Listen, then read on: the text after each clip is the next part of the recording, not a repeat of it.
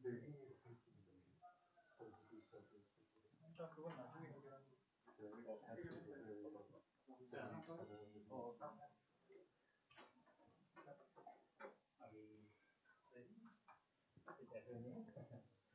thanks for coming. So today we are pleased to have Eun Jung Kim talk about approximation algorithm. Yes?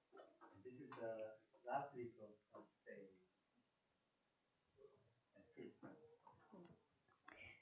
Yeah, thank you for the invitation and introduction. So yeah, I'm going to present our work on some approximation algorithm for a problem called weighted band cover. This is a joint work with Eun Lee and Dimitrios Telikos. I'm Eun Jung Kim. So let me introduce the problem first. So the input is vertex weighted graph. So omega or W, that's mapping from vertices to real numbers. And our goal is to find the vertex at S so that G minus S doesn't contain theta C as a minor. And among such set, we want to find a minimum weighted one. So what is theta C? So it's a two vertex graph with C parallel edges. So when C equals 1, so this is basically you want to hit all the edges, so it's vertex cover. When C equals 2, you want to hit all cycles. So it's a and this problem is known as feedback vertex cover. And C equals 3, this is known, so C equals 3 looks like diamond. So if you subdivide it two vertices on the periphery, so it looks like diamond, so it's known as diamond hitting set in the literature. So these three problems have been, like, especially the vertex covering feedback vertex set is very well studied. So our result is the following. So we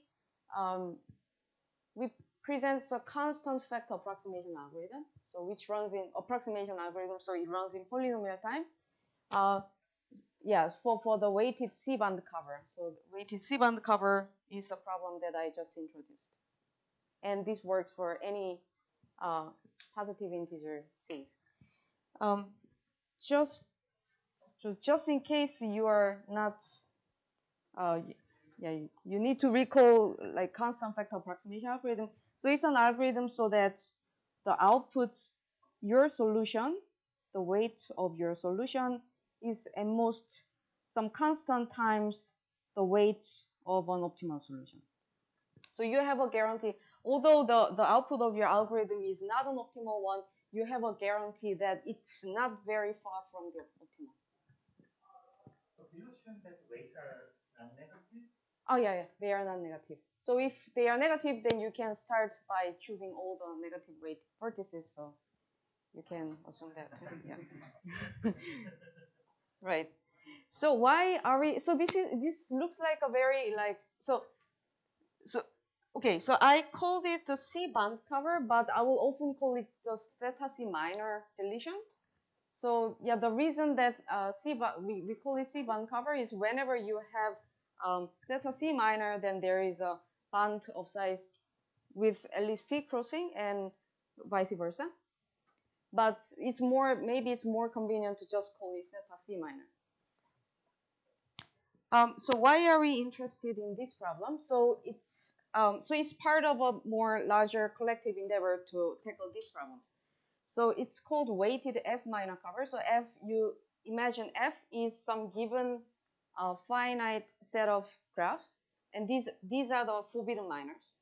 So your goal is to find the vertex at S so that it hits every occurrence of a graph of F as a minor in the graph. So you want to hit all the minors in F. And among such vertex sets, you want to find the minimum weighted one. So this problem, so weighted F minor cover, is very well studied. Well, so the unweighted version of this F minor cover is very well studied in the parameterized complexity, and especially when F contains some planar graph, so that after deleting after deleting S, the resulting graph has bounded tree width. So this problem is very well studied and now quite well understood. And in this work, we are interested in not the parameterized complexity, but in approximation algorithm. So yeah, I will skip all those literature about this F minor cover problem from parameterized complexity, but just focus on approximation algorithm. So for the unweighted, okay, so for the weighted version, which is our interest, so the vertex cover is known to have two approximations, like decades ago. So there are multiple ways to get these two approximations. Like for example, you can get you can use the half integrality of LP of vertex cover. So if you make the obvious LP formulation of vertex cover, then it is known that there exists a feasible solution, which is 0 or 1/2 or 1. And that gives you a 2 approximation. For the feedback vertex set, when theta equals 2, when the minor you want to hit is theta 2, then a 2 approximation algorithm is known using primal-dual method. So I will introduce primal-dual method later. And when when you're talking about diamond hitting set, 8 approximation algorithm is known, and this was already more than 10 years ago. And yeah, and that's all the constant factor approximation algorithm we know about this weighted F minor cover problem. When F contains some planar, so let's skip to this very specific case, but just go to like arbitrary fixed set F, but which contains some planar graph. So in this case, when you delete the vertex at S, your resulting graph has bounded tree width, which is a very useful property. So people have studied a lot on this particular case when F contains some planar graph and leveraging this property. But all the work doesn't give any constant vector approximation algorithm yet. So what we have is like polylogarithmic approximation, like randomized and deterministic. Yeah, so if you consider unweighted case, so every vertex has just weight 1, then like yeah, any algorithm here can be transferred for this one. And even for general case where F is arbitrary forbidden minors but contains some planar graph, you have constant approximation. So there was some randomized algorithm known like as early in 2012, and now we have like pretty good like log of size of F vector approximation algorithm where F is the size of the planar graph in this obstruction set. For when F doesn't contain any planar graph, then basically you know that your target graph class is minor free, like minor closed H minor free, but you don't have this like nice property of bounded tree width that you can leverage on. So what we know is that there is polylogarithmic approximation algorithm in quasi-polynomial time, and that's all we have. So yeah, so and there are some other like some different direction of works. So all these results, they assume that the inputs are arbitrary inputs, so there is no structural assumption about the input instances. But if you assume that the input has bounded genus, then yeah, then pitas is known. Pitas means that for any constant, you can achieve the constant vector with by sacrificing the time complexity. Right, and so this is our contribution. So we obtained constant vector approximation algorithm, and well, yeah. This is the first constant vector approximation algorithm along this line since the diamond hitting set problem. So, like, it's deterministic. Yeah. So, like hitting theta C minor 3 itself, okay, who cares? But that was, okay, some people care, but like it's more interesting because of all this endeavor to see whether there is constant factor approximation for this planar F case or not. So that's really the context, and that was our like goal. And this is kind of a partial report, and like what can be the hope for achieving constant factor approximation, and what are the real obstacles to get there. Right. So let's see what's been studied for. So let's briefly review what the known approaches for F minor cover problem for the weighted case. So weighted or unweighted case. So they often use the fact that a graph of constant tree width has a small size separator. So if you have a tree, then whenever like so you can always choose a back and see if the resulting connected components is balanced. If it's not balanced, then you move the back toward the part whose connected component size is large. So in the way you can there is always a back which is bounded size, and each connected component is bounded by some constant fraction of the entire graph. And this has been so this is the fundamental like the basic observation that all this algorithm for planar F minor cover relies on. But it's useful for unweighted, getting constant factor approximation for unweighted, but it can give it's unlikely to give constant factor approximation for weighted case. So yeah, so for example, all these works they rely on this observation, but they give logarithmic factor approximation, and it seems that we cannot really get beyond that. Yeah. On the other hand, the three known constant factor approximation algorithm, they all use primal-dual method.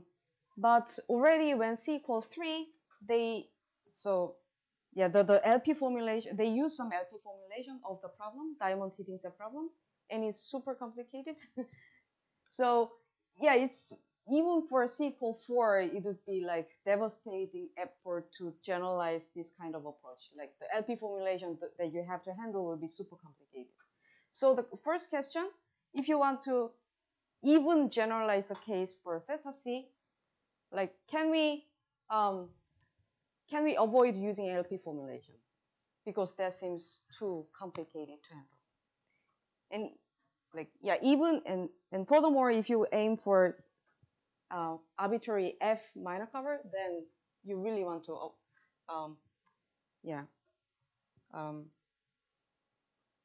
not use circumvent LP formulation.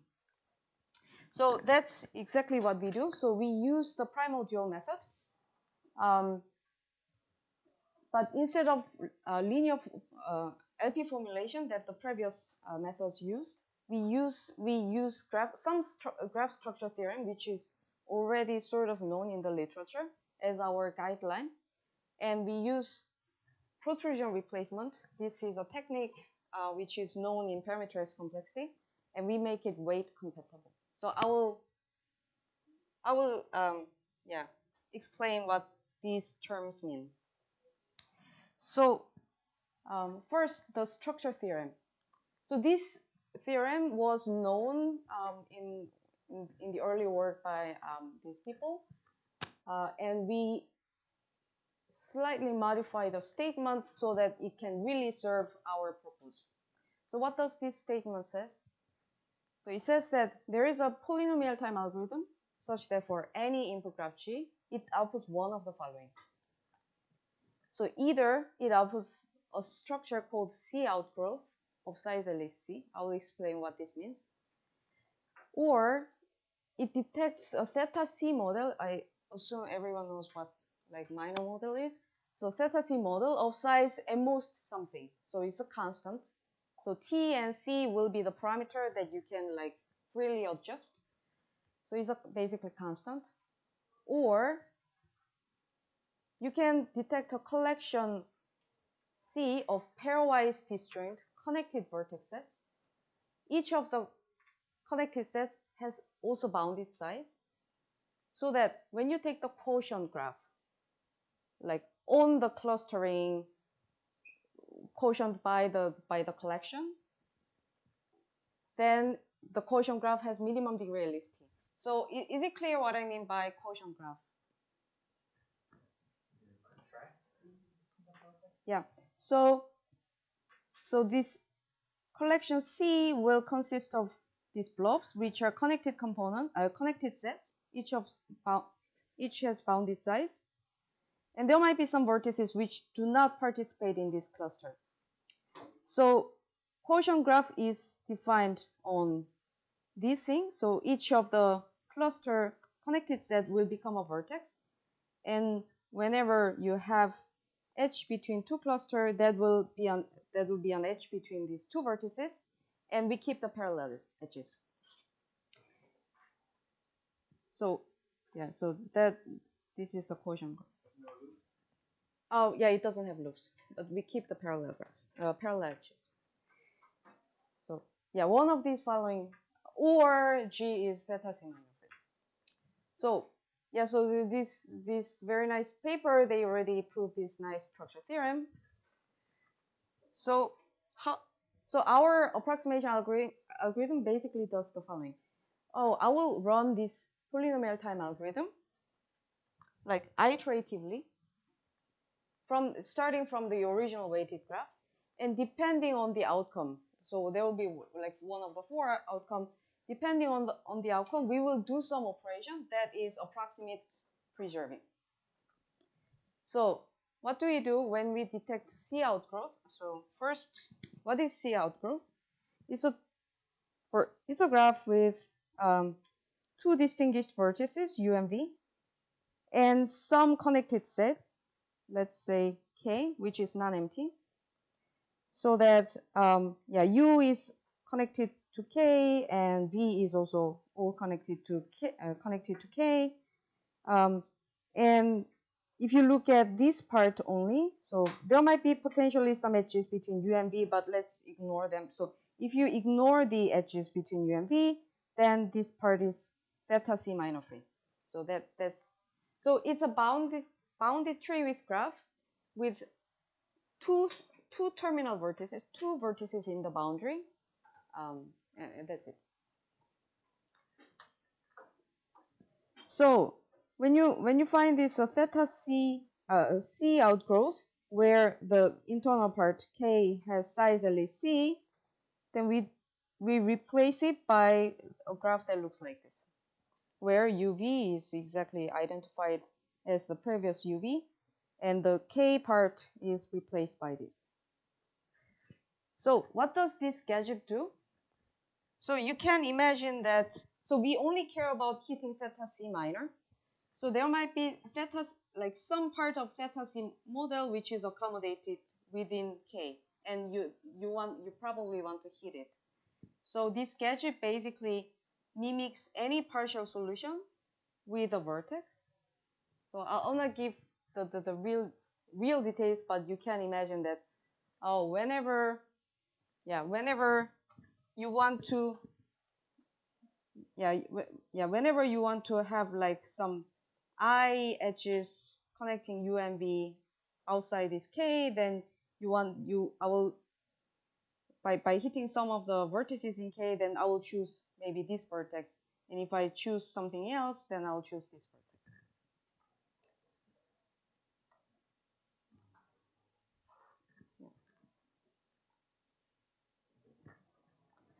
Yeah, so it's a gadget that really mimics any partial solutions within K with a bounded size gadget. So with this gadget, what do we do? So we, as I said, we replace this part, the C outgrowth with a smaller C outgrowth, and it can be shown that the optimal solution from after this transformation is exactly the same, and for any feasible solution of the resulting graph, you can retrieve a feasible solution for the original graph whose weight is not larger than that. And you can all do it in polynomial time. So given so this scheme of replacing this C outgrowth with a constant size gadget is called replacer. So yeah, so then it's clear that this is for any constant factor alpha, this is alpha approximation preserving. So yeah, because if the optimal is exactly the same, and if you have a feasible solution which is alpha times opt, then we can get, the second condition says that we can get feasible solution which is at most the feasible solution of G prime. So this is alpha opt. Right. Then,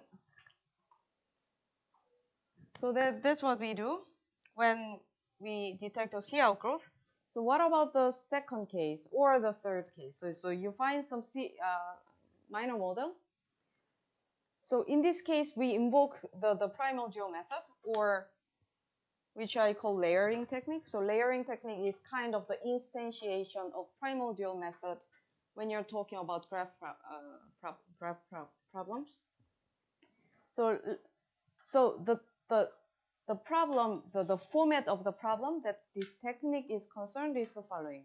So you're given a vertex weighted graph, and your goal is to find the minimum weight vertex set, so that after deleting these vertices, you fall into a target, some target graph class, whatever target graph class you like.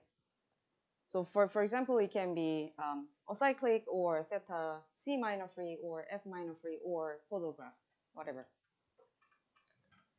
And our requirement is that it should be hereditary. So suppose you want to design an approximation algorithm for that problem. So you want to delete min weight vertex set so that you fall into some specific target graph class which is hereditary. Then your job of designing approximation algorithm boils down to designing what is called alpha thin layer. So what is alpha thin layer? It's a weight assignment on the vertices, meeting the two conditions. So first, it's not zero everywhere, so it should be non-zero somewhere. And any feasible solution has weight. So with respect to this weight assignment, any feasible solution has weight at most alpha times the optimal weight. So this is alpha thin layer. So if you can, you want to solve this problem for some specific target, and if you can find the alpha thin layer every time, like always, then actually you can get alpha approximation solution. You can get alpha approximation algorithm immediately. So why this is the case? So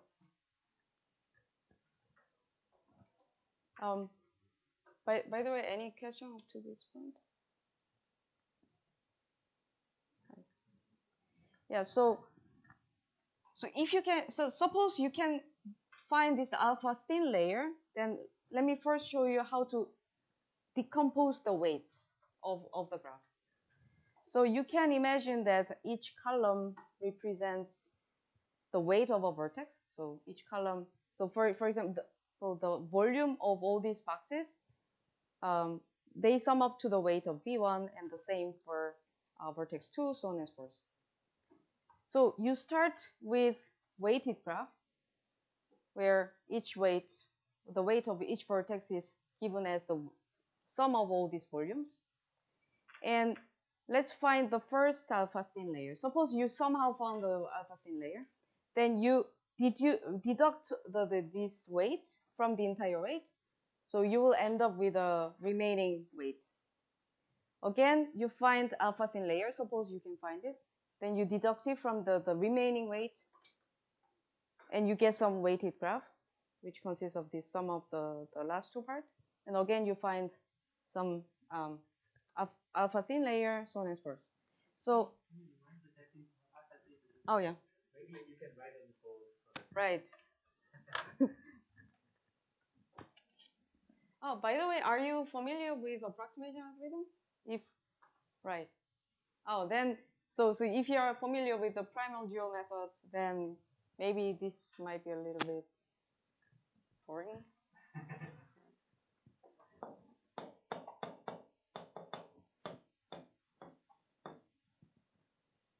Yeah, it's a weight assignment on the vertices such that not zero everywhere.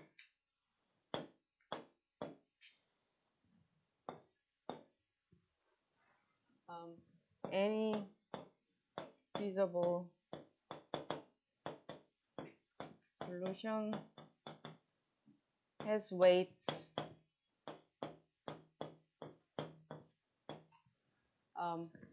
alpha times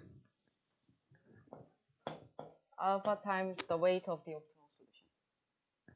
What does feasible again mean? Feasible is depending on which problem that you want to solve. Oh. So I assume that the problem you want to solve is to finding a minimum weight vertex set so that the resulting graph falls into some target graph. Yeah. Let's imagine that you want to hit all cycles. So the resulting graph is a cycle. Right. So for instance, if I take half of the for each vertex, if I take half of the weights, then it's gonna be half thin layer. Not necessarily. So if you right. So the second condition is very strong. So for example, if you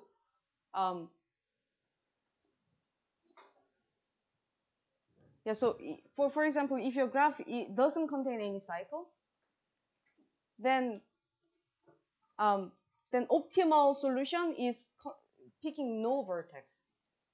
But the second condition says that any feasible solution has weight at most something.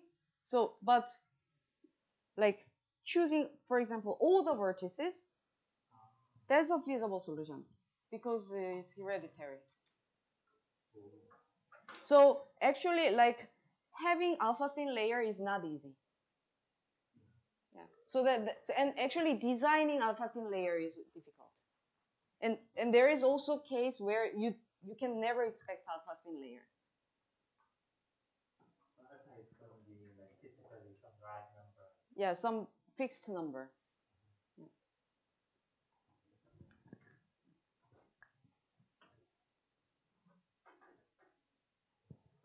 Any other question? Right. So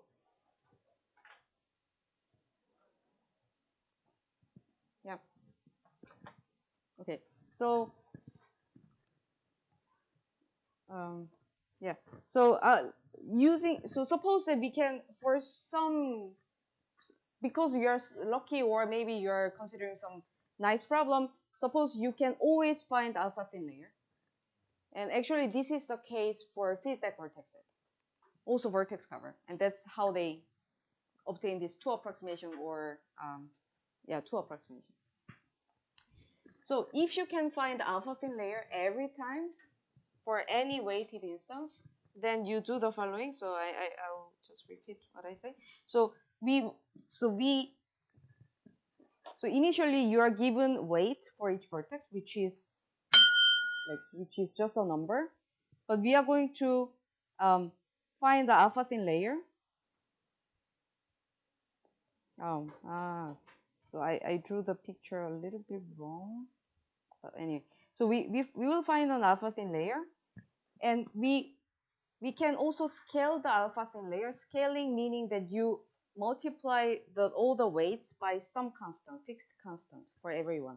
So if you scale this alpha thin layer, it's again an alpha thin layer, right? Because both the weight of the feasible solution and the optimal solution will be scaled. So if you can find the alpha thin layer, you can scale it so that at least one vertex disappears, like its weight becomes 0.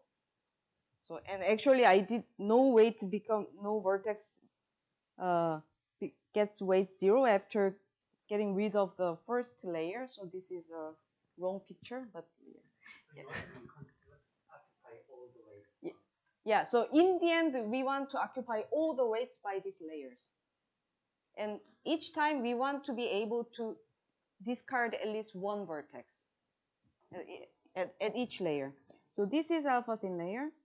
And after finding the first alpha thin layer, you remove the weights. Like this will be the weight of, so alpha thin, let's call the weight of the first alpha thin layer is W10. So this will be the weight for V1. So I will get rid of the weight of V1, and the remaining part will be the sum of this weight. And do the same for all the other vertex. So after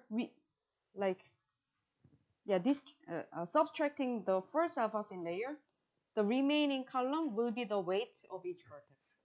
So for the remaining weights, I do exactly the same. Find the alpha thin layer and scale it up until one vertex disappears. So in this case, this vertex disappears because it has 0 weight afterwards. Yeah. So your input was a weighted graph. Your input was a weighted graph. And this alpha thin layer needed to be like bounded by this original weight, or? Yeah. Okay. Yeah, it should be bounded by the original weight. Okay. Yes. This is kind of dual. Yeah. So actually, like finding the alpha thin layer amounts to assigning the dual variable values. But I find this approach more easier to understand. Right. So now, you can see that if you can find alpha thin layer every time, then you can decompose the weight into bunch of alpha thin layer, but at most n layers, right? Because every time you are discarding some vertex. So if you can decompose the weight in this way, why does it give you a alpha? Yeah. So this is why does it give you a alpha approximation algorithm? So suppose that. So the yellow box here represents the collection, like the collection of all the layers after removing this part. So suppose inductively, once you finish finding the decomposition, you will end up with the target graph class. So you will stop it when you will stop decomposing the weight when you fall into the target graph class. So starting from here, so you know that you have empty set as a feasible solution, and then you put back all the forgotten vertices, and we claim that this is the alpha approximation solution for the original weighted instance. So why is that? So inductively, suppose you found these vertices, the red vertices are the alpha approximate solution for the yellow part. So now I want to consider like one more depth of the layer. So how do we construct the solution for this graph? Like, so you expand, so you extend, so you take all the solution you found in the up to the previous layer, and you also add the vertex which was discarded when you found the current alpha thin layer. Then, so this part is alpha approximate. So yeah, so let's say this the blue part is the optimal solution for the entire graph. So if you look at this box, this is a feasible solution for the yellow layer. So this shaded red box, so this part is bounded by alpha times. Oh, okay. Let's put it this way. Yeah. So we know this. This is the induction hypothesis. And for the empty boxes, so this empty red boxes is a feasible solution, right, for this layer. So by the definition of alpha thin layer, we know that any feasible solution is alpha times the optimal solution. So especially it's so this is bounded by alpha times the empty blue box, which is alpha times opt of the current layer. So if you sum these two parts up, then you will see that the volume of these red boxes is bounded by the volume alpha times the volume of the blue box.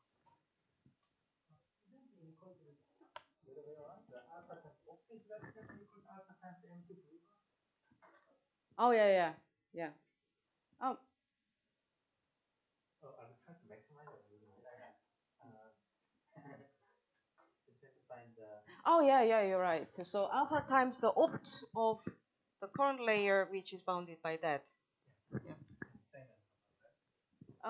So the shaded part is not an optimal solution, but still. Yeah.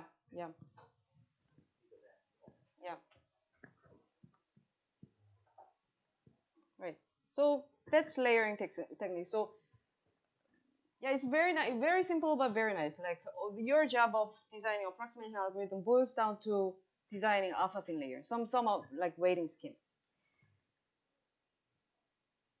So let's design some weighting scheme. So when you find a theta C model which has bounded size, then you can imagine, you can see that like basically give weight 1 on all of M. So basically like choosing all the vertices of this model is a feasible solution, and it can be at most these times worse than the optimal solution. Optimal solution is 1, choosing just one vertex. So yeah, so in order to implement this idea, you give weight 1 on all vertices and scale it up, like multiply by epsilon, so that like all the weights are at most the weight of this original weight, and at least some vertex disappears on that. Okay. Yeah. So what do you do in the second case? So the second case is you are given a collection of pairwise disjoint connected vertex set, so that each vertex set has bounded size and quotient graph has minimum degree at least t. So let's consider the simplest case of the third case, which is each connected set consists of single vertex. So it's a graph with large minimum degree. Okay, and in order to design our weighting scheme, let's consider the simplest case for theta C minor free. So it's not simplest, but like consider the case where you want to hit all the cycles. So then, so the setting here in this statement exactly mimics the statement of the third one. So you have some minimum degree condition. You have some minimum degree condition. So in this case, you can prove the following: for any feasible solution, such that G minus X is acyclic, the degree sum, so we want to, in the end, we want to claim that the degree of the vertex is the right weight that I can give to the vertex, each vertex. So it says that the degree sum of any feasible solution is at least half of the number of edges and at most 2 times the number of edges. So if this is true, So if this is true, then so let's take the degree of V as the weight. So for any feasible solution,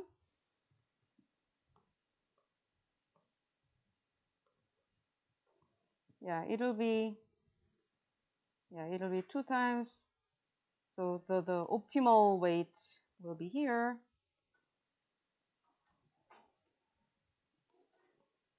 Yeah, so any feasible the weight of any feasible solution will be at most f times the weight of optimal solution, right?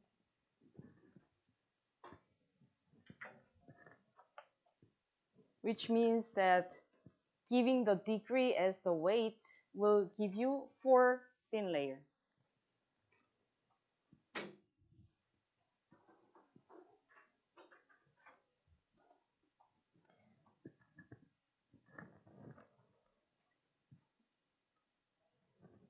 Right. So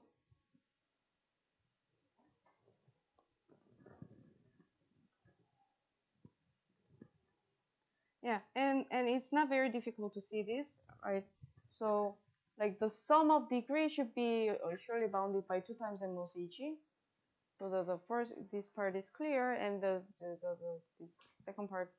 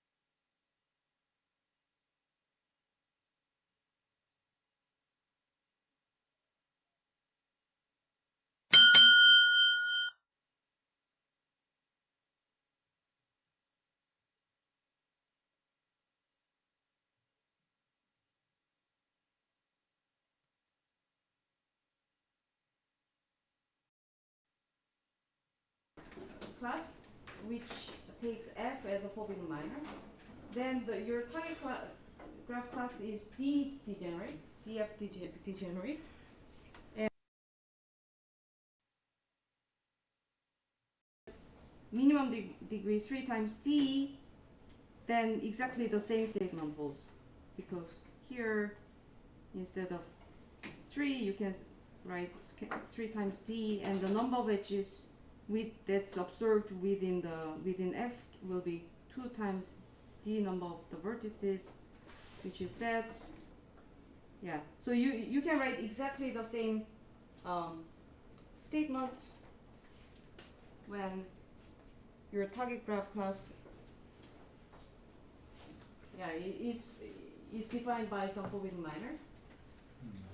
So which means that if you are interested in F minor cover problem, then assigning the degree proportional weight is the alpha thin layer. But this is for the case when each when each vertex has minimum degree at least something. But back to this third case, it's not that individual vertex has mean degree something, but like a collection of vertices which are connected has mean degree something. But the good thing is that each connected set has bounded size. So now you can imagine how the approximation, how the weighting scheme, we will design the alpha thin layer. So we will give the weighting as the number of, so we look at the cluster C that this vertex is participating, count the edges which is going away from this cluster, and divide by C. So, and this number is bounded by some fixed constant. So, and like basically using similar argument as the previous one, yeah, you can see that this is alpha thin layer, and it's actually 4 times R thin layer, where R is the bound on the size of the cluster.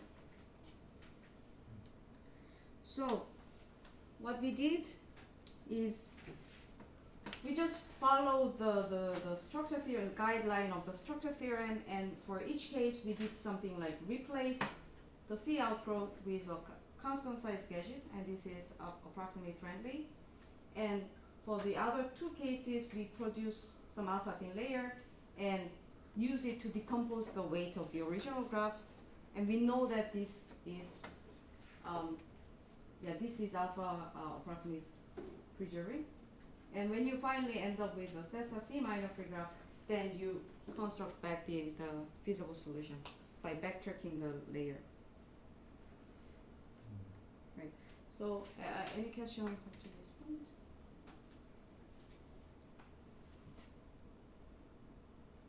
Right.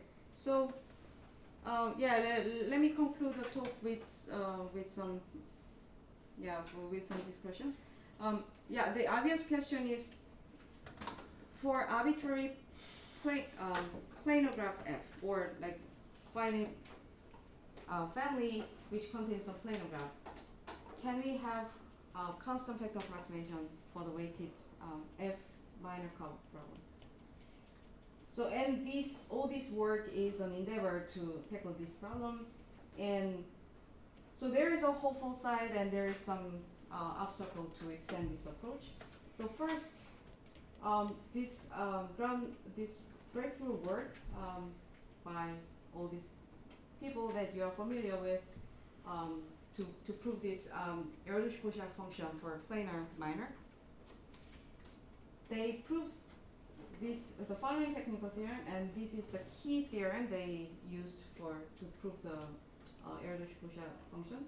So it says the following: for any planar graph H, either it contains bounded size H model, or it contains KP model, but it's basically the P is the size of the H, so it contains H model, whose size is logarithmic in G, or it has a separation. So the third condition basically says that there is a part of the graph which has bounded tree width, which is H minor phi, because H is planar, this part is bounded tree width, and also the boundary of this part with the rest of the graph is bounded. And that's the special case of that for us was the C outgrowth. So at first class it looks a little bit different from our structure theorem, but if you look how they prove all these things, then I think there is a very good chance. So the way they prove this theorem is really the generalization of the proof strategy for our structure theorem, and I think there is a very good chance that the second part can be refined to give something similar to ours. So it consists of bounded size connected set, so that each connected set has like bounded degree, like minimum degree at least something.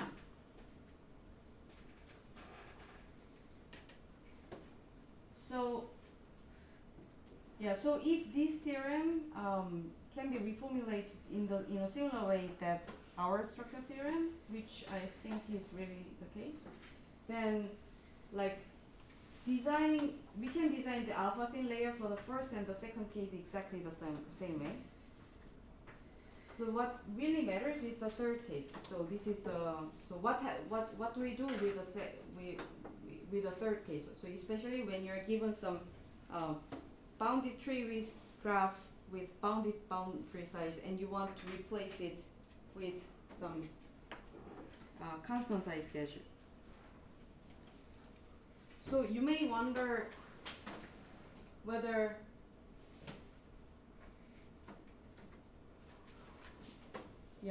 so for the third case, when H was just theta C, we could design some gadget, like the simple gadget, but for arbitrary planar H, like mimicking all the partial solution within this bounded tree with graphs with a constant size gadget, which is weight preserving, it seems very hard. And this is a lemma that we proved in our papers, saying that basically there is a case where you cannot hope to design any alpha thin layer, and which is exactly the case where you detect this bounded tree with graph. So in this case, you really have to replace the entire graph with something else. Yeah, so that's it. Thank you.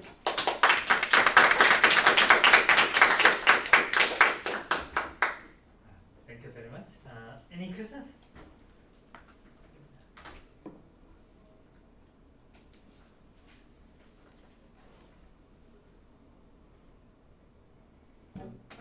So this theorem, so algorithm depends on this structure theorem. Yeah.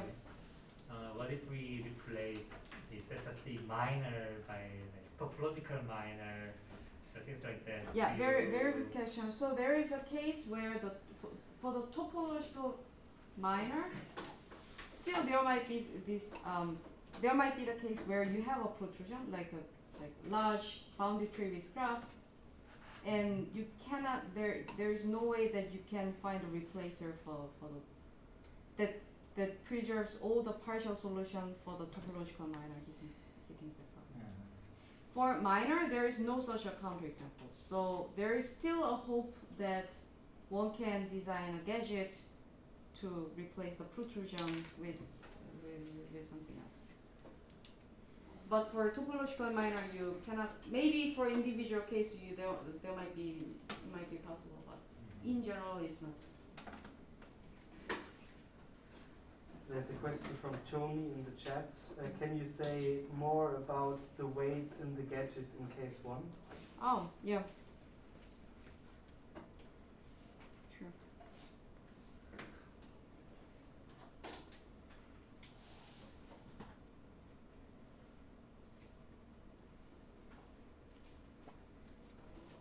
Yeah, so the way that we define the weight is a little bit actually tricky. So what does this vertex x1 does? So if you don't delete any vertex from among x1 up to xc minus 1, then there is 1, 2, 3, 4, 5, c minus 1. So there is C minus 1, theta C minus 1 minor here, while you don't have theta C. If you delete, say, this vertex x5,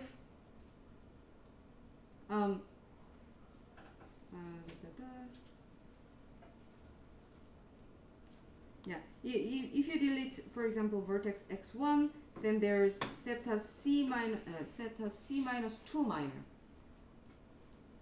So you can, yeah. So in other words, it's saying that let's imagine we add I edges between U and V, and you want so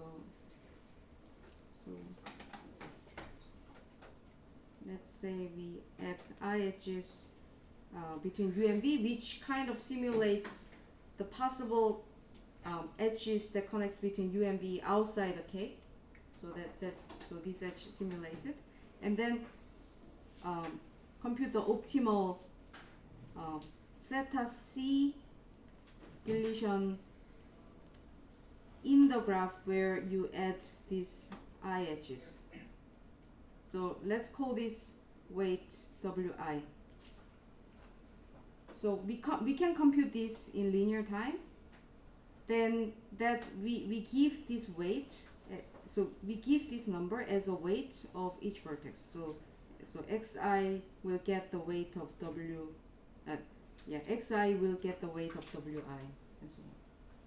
So then you can check that, you can check the following. So if you find so if there is a so if you look at some vertexes within K, such that after having some I connection outside K, it is still theta C free. So that will be the partial solution within K, while still keeping some I connection outside of K. Then instead of these vertices, you can choose optimal solution which achieves exactly the same. So keeping I connection outside of K, while disconnecting, while making this theta C free. So that partial solution will be simulated by this vertex. Does it make sense?